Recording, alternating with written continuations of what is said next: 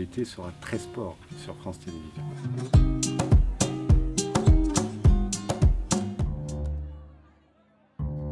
Rendez-vous à Bilbao pour le départ du Tour de France. Bien malin, celui qui sait qui va gagner le Tour cette année. Il y a énormément de prétendants, il y a même des Français qui peuvent bien figurer. Donc on est très impatients de ce nouveau parcours. L'année dernière, on avait programmé le Tour de France féminin sur France 3. Cette année, on le programme sur France 2, donc dans la suite logique du Tour de France masculin. Et je crois que maintenant, on va pouvoir dire que le Tour de France dure 4 semaines. Pendant le Tour de France, le matin, puisque c'est lié au Japon, championnat du monde de natation, il y a le renouveau de la natation française qu'on a tous hâte de suivre de nouveau. Et dès le 3 août, on a de nouveau du cyclisme. Mais pour la première fois, toutes les épreuves de cyclisme vont avoir leur championnat du monde la même semaine, au même endroit, à Glasgow.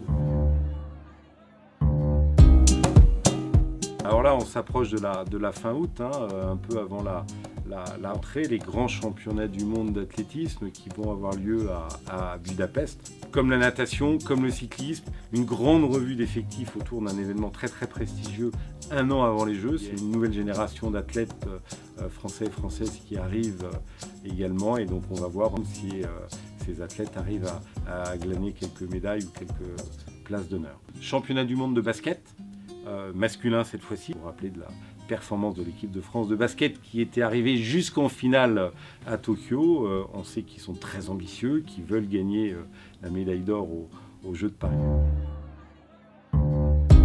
Et on profite de France 3 qui est la chaîne des territoires avec toutes ses antennes régionales. 350 heures de sport en région ont été diffusées en 2022 sur l'antenne de France 3.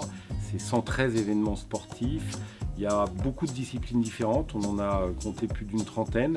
Beaucoup de cyclisme pour vous donner des exemples, pas mal de basket aussi, mais également des marathons comme celui de La Rochelle que nous avons diffusé l'année dernière. Les antennes de France Télévisions diffusent des événements outre-mer. Alors, quelques exemples, la Diagonale du Fou à La Réunion qui se raide incroyable. J'ai envie de parler de Tahiti, qui est une terre olympique, qui va recevoir les Jeux Olympiques avec l'épreuve de surf. On a, comme les athlètes, les Jeux Olympiques en ligne de mire. Donc on réfléchit à nos dispositifs qui seront très ambitieux dans le cadre des Jeux Olympiques de Paris, mais qui sont déjà très ambitieux dans le cadre des événements qu'on va diffuser cet été.